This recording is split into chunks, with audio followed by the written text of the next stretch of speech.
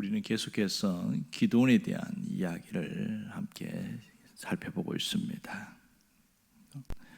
우리가 이 기도원 이야기를 보면서 우리 자신을 한번 또 비춰볼 수 있는 중요한 기회가 되기도 합니다. 하나님께서 이스라엘 백성들에게 싸우고 있는 대치한 가운데 있을 때에 말도 안 되는 얘기를 하시죠. 제일 처음에는 3절에서 두려워 떠는 자는 집으로 돌아가게 해라, 돌려보내라 이런 얘기를 합니다. 그래서 2만 2천 명이 갑니다. 어마어마한 숫자가 돌아갔지요. 그러니 남아있는 이 10,000명도 상당히 위축될 수밖에 없는 그런 상황입니다.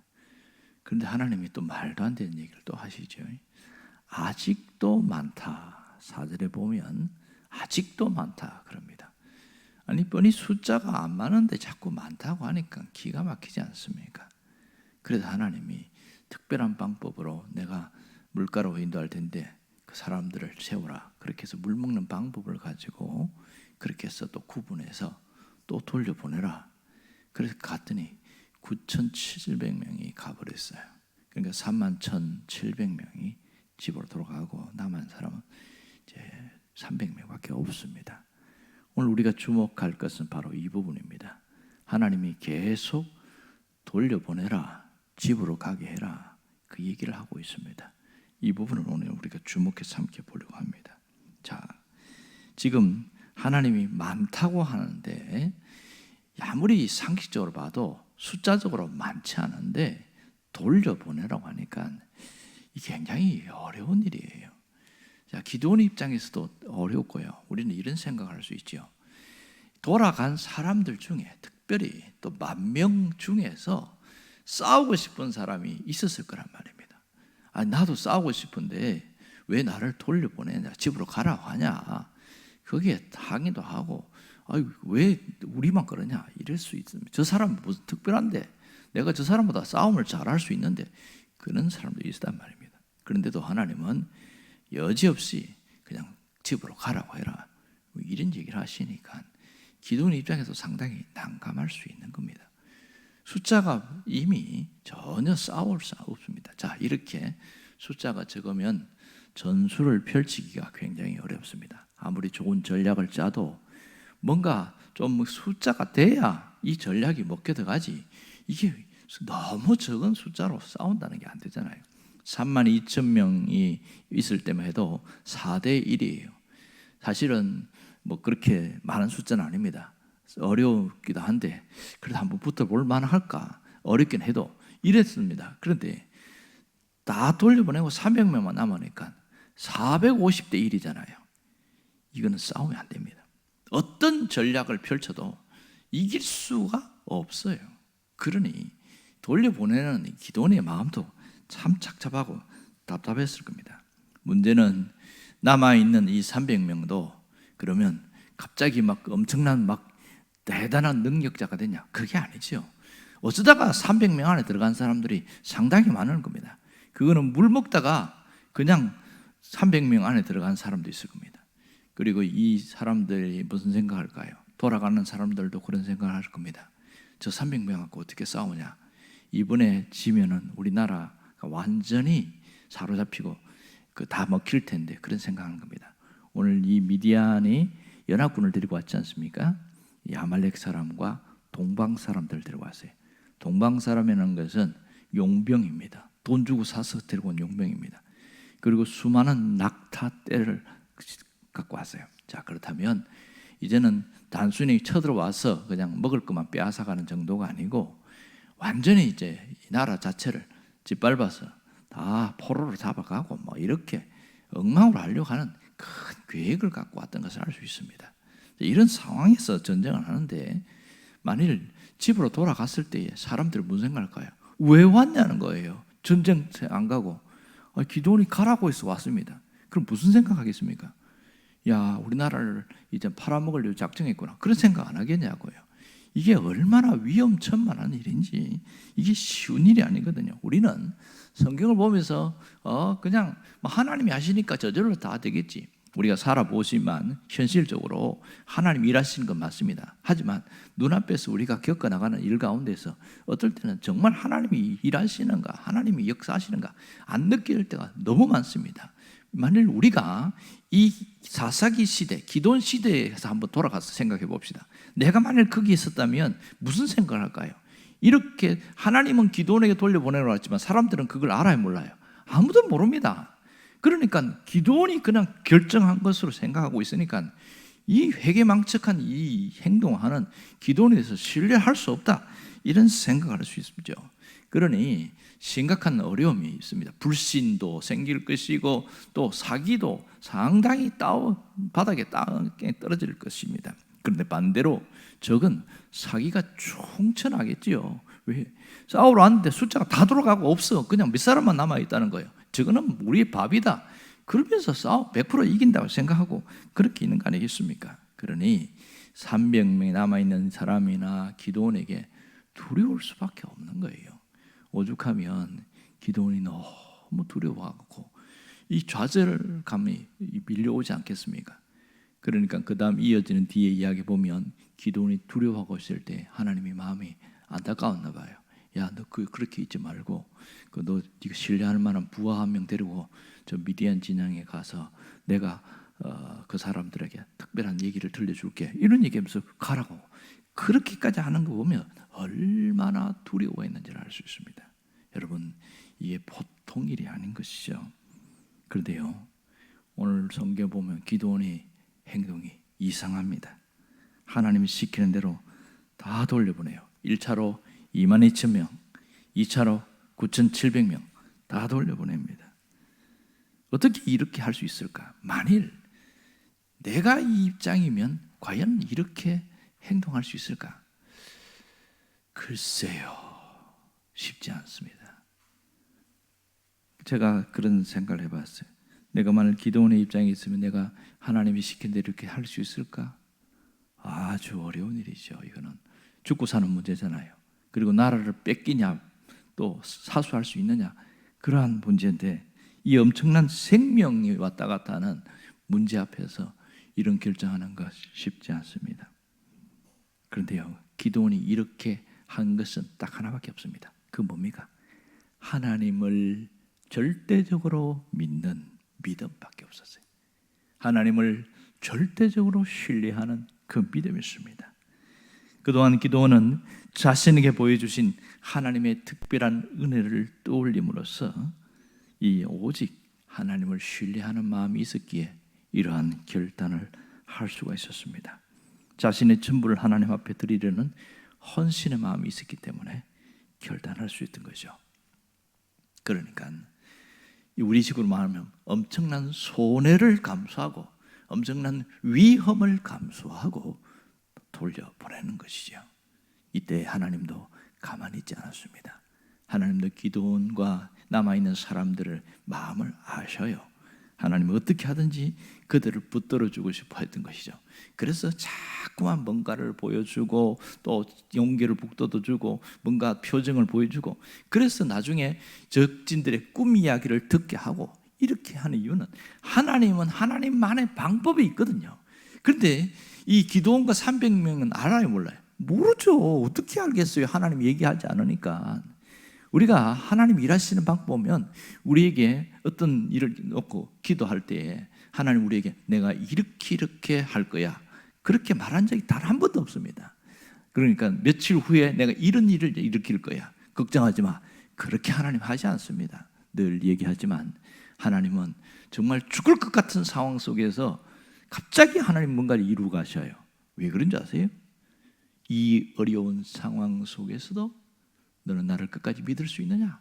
그걸 보는 거예요. 항상 그래요. 하나님은 이 지독한 어려움 속에서 끝까지 신뢰할 수 있느냐? 그게 진짜인 것을 보여주는 게 바로 성경의 모습입니다. 아브라함이 그러했고 이삭이 그러했고 요셉이 그랬습니다. 지독한 어려움 속에서도 너는 나를 끝까지 신뢰할 수 있느냐? 이 점이 대단히 중요한 것이죠. 오늘 우리에게 아주 중요한 것을 깨닫게 합니다. 그것은 힘들고 어려운 문제가 있다고 할지라도 믿음으로 결단하는 자에게 하나님은 결단코 그를 외면하지 않으신다는 겁니다. 그에게 특별히 붙들어 주시고 은혜와 복을 주신다는 사실을 잊지 않기를 바랍니다. 여러분, 하나님은 오늘 우리에게도 기도원에게 말씀하신 것처럼 동일한 얘기를 할 때가 있어요. 돌려보내라, 이런 말씀을 할 때가 있단 말입니다. 여러분, 만일 내가 뭔가를 어떤 일을 하려고 할 때에 야, 그거 하지 말고 돌려보내라, 멈추고 내가 특별한 일 할 테니까 하지 마라, 이러면 여러분 어떻게 결정하시겠습니까? 설교 준비하면서 재미있는 이야기를 한번 읽은 적이 있는데요, 그냥 있는 이야기 진짜는 아닌 것 같습니다. 어느 마을에 앞을 못 보는 맹인, 시각장애인이 있었어요. 아주 오래된 이야기니까 이 시각장애인이 앞을 못 보니까 늘 동양하면서 한 푼 주세요, 그리고 좀 먹을 것 좀 주세요, 이러니까 그 마을에 있는 사람들 마음이 좀 선하고 따뜻했던 모양입니다. 그리고 집을 정해가지고 야, 그렇게 하지 말고 오늘은 이 집에서 내일은 저 집에서 이렇게 그냥 우리가 밥을 차려놓을 테니까 그렇게 먹으라고 마을에서 회의를 했던 모양입니다. 얼마나 고마운 일입니까? 그래서 한 집 한 집 가서 이게 음식을 먹고 하면서 하루하루 지나가는데 어느 날 보니까 자기 먹을 양식이 다 비어 있는 거예요. 이상하다. 고양이가 와서 먹었나? 누가 먹었나? 근데 다음 날도 그 집 가보니까 또 비어 있는 거예요. 그 다음 날도 또 비어 있는 거예요. 이게 아무리 생각해도 이상한 거예요. 도대체 누가 와서 내 음식을 훔쳐 먹었냐는 거예요. 그래서 다음 날은 그 다음 집을 딱 기다리고 미리 일찍부터 도둑놈이 누구인지 찾아야지, 이쯤 두면 안 되겠다 하고 가만히 기다리고 있는데 아니나 다를까 몰래 어떤 사람 들어와서 딸그락딸그락 하면서 음식을 먹고 가는데 나가는 걸 탁 잡고 잡았다 이놈, 이러면서 너는 가만두겠다 하는데 딱 보니까 아이고 하반신에 장애가 있는 이런 장애인이었습니다. 그래 보니까 처음에는 막 왜 내 음식을 뺏어 먹냐 막 다투고 그러다가 서로 같은 처지잖아요. 하나는 앞을 못 보고 하나는 하반신을 못 쓰고 뭐 그러니까 그래갖고 나중에는 서로 싸우다가 마음이 하나가 된 거예요. 야, 우리 그렇게 살지 말고 같이 가자, 같이. 그렇게 해서 이 시각장애인은 다리가 되고 또 하반신이 이렇게 못 쓰는 사람은 자기 어깨를 태워서 눈이 되고 그렇게 해서 같이 이제 다니며 동양을 하고 다니는 겁니다. 그래서 며칠간은 아주 사이좋게 잘 갔어요. 그런데요, 다리를 못 쓰는 이분이 소위 안전병이죠. 이분이 이런 생각이 드는 거예요. 아, 이 사람 앞을 못 보는데 공평하게 먹는 건 좀 그렇다. 그래서 좋은 것은 자기가 먹고 풀떼기만 이 친구에게 주는 거예요. 모르니까 안 보이잖아 앞이. 그러나 아무 불평이 없죠. 아이고 그래도 모르네. 그러니까 실컷 먹는 거예요. 오늘 좀 음식이 좀 그렇다. 오늘 이 집이 좀 그런가 봐. 뭐 이러면서 넘어가고. 근데 시간이 지나갈수록 이 지체장애인은 살이 찌기 시작하고 이 시각장애인은 비쩍 말라가기 시작하는 겁니다. 워낙 못 먹으니까. 그러니까 몸이 안 좋아지기 시작하는 거예요. 아프기 시작하고. 결국 그 얘기 보니까 결국 하반신 지체장애인하고 함께 하다가 시각장애인이 병이 들어서 죽었다, 이런 얘기가 나오는 거예요. 병이 들어서 죽었는데 이 사실을 나중에 동네 사람들 알고 이런 못된 사람이 있나? 너도 먹지 마. 이제 안 주기 시작하는 거예요. 그래서 졸지에 이 지체장애인도 밥도 못 얻어먹고 또 죽었더라. 믿거나 말거나 그런 이상한 얘기가 있습니다. 가만히 그 얘기 있어요. 뭘 얘기하는가 봤더니 사람이 이기심이 들어가면 상대방도 죽이고 자기도 죽인다. 이게 이제 핵심이었어요. 그래서 이게 이기심이라는 것이 가정 안에 들어오면 가정의 행복이 깨지고 공동체 안에 들어오면 공동체가 다툼이 생기고 사회에 들어가면 그 조직이 어려움을 당하고 이렇게 어렵다. 이게 핵심이더란 말입니다. 자, 그래서 제가 이런 생각을 했어요. 우리는 신앙생활을 하면서 이기적인 마음 이거 별거 아니라고 생각하는데 사실 이게 우리를 불행하게 만드는 요인 중에 하나구나. 오늘 우리가 돌려보낼 게 있다면 바로 이 마음입니다. 이기적인 마음을 돌려보내는 게 대단히 중요합니다. 여러분, 이기심이라는 게 뭔지 아세요? 그것은 자기 중심적 생각이나 자기 주장을 내세우는 것, 이걸 이기심이라고 사전에는 그렇게 얘기하고 있습니다. 자, 오늘 기도원과 여기 남아있는 사람들을 생각하면서 만일 9,700명 중에서 나 집에 안 가겠다고, 나는 끝까지 싸우겠다고 약 한 100명이 버티고 서 있었다면 어떻게 되었을까? 성경에는 그런 얘기가 없어요. 틀림없이 가능한 일이거든요. 그 중에서 싸우러 왔기 때문에 내가 우리 가문을 지키고 나라를 지키기 위해서 싸우러 왔는데 왜 나를 가라고 그러냐? 그러면서 한두 명 단위가 한 100명 이상이 버티고 있었으면 이거 어떻게 되겠습니까? 기도원도 아주 곤란할 겁니다. 그런데요, 이 사람들은 돌아갔다는 것은 자기 주장을, 자기 고집을 꺾었다는 것을 알 수가 있습니다. 오늘 우리 안에 있는 이기심을 돌려보낼 필요가 있는 것이죠. 여러분, 이기심이라는 것은 하나님 생각보다 앞선 내 생각을 이기심, 신앙 안에서는 그렇게 표현할 수 있겠죠. 하나님 뜻보다 앞선 나의 뜻이 이기심이라는 겁니다. 언제나 신앙생활에서 방해가 되는 것은 바로 이런 겁니다. 우리는 이것이 잘못됐다고 생각하지 않아요. 하지만 이것을 갖고 있는 상태에서는 우리는 결단코 신앙생활이 행복할 수가 없습니다. 열심히 예수를 믿는다고 하고 열심히 뭔가를 하는데 계속 어려움이 생겨요. 관계가 틀어져요. 하나님과의 관계도 틀어지고 사람과의 관계도 틀어지고. 이기심은 모든 관계를 틀어버리는, 불행하게 만드는 요인 중에 하나거든요. 그러니 왜 이런 일이 생기는 거 못하겠다고, 나 정말 열심히 기도하는데 왜 이런 문제가 생긴지 모르겠다고. 근데 하나님은 뭐라고 그럽니까? 네 속에 있는 이기심을 돌려보내지 않으니까 그렇지, 이런 얘기를 하는데도 못 깨닫는 거예요. 이게 답답하죠. 하나님은 끊임없이 말씀하시는데 안 깨달으려고 하는 거예요. 깨달으려고 하면 고개를 흔들어 버려요. 그러면 안 깨달아지는 것 당연히. 여러분, 정말 우리가 내 입장을 생각하고 상대방을 생각을 배려하지 않는 그 자체가 이기심이라는 걸 알아야 됩니다. 우리 신앙인이라는 것은 뭐냐면 하나님 생각을 먼저 앞세우는 것이고 내 입장보다는 상대방 입장을 한 번 더 생각하는 거, 이게 신앙인의 진짜 모습이거든요. 이게 제대로 예수 믿는 사람의 모습 아니겠어요? 그것이 어디서 나옵니까?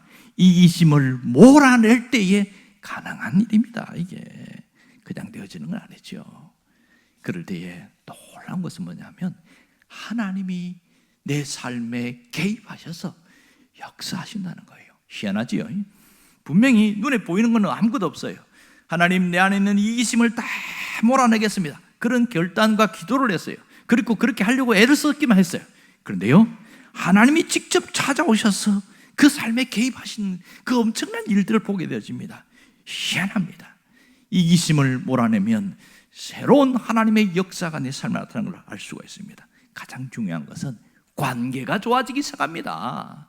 하나님과의 관계도 좋아지고 옆에 사람과의 관계도 좋아지고 그리고 나와의 관계도 좋아져요. 이기심이 꽉 차 있는 사람은 항상 불만과 불평과 비판과 적개심 이런 게 그 속에 있거든요. 그런데 그걸 싹 몰아내고 돌려보내고 나니까 마음에 평안이 찾아오는 거예요. 이렇게 줄 수가 없다. 이게 진짜 신앙생활입니다. 이기심을 버리면 나도 행복하고 너도 행복하고 모두가 행복한 이러한 삶이 펼쳐지게 되는 겁니다. 하나님은 우리가 그렇게 살기를 원하셔요. 이게 신앙생활의 진정한 모습이니까. 여러분, 우리 안에 우리를 불행하게 만드는 모든 것을 몰아내고 다 돌려보낼 수 있기를 바랍니다. 기도하겠습니다.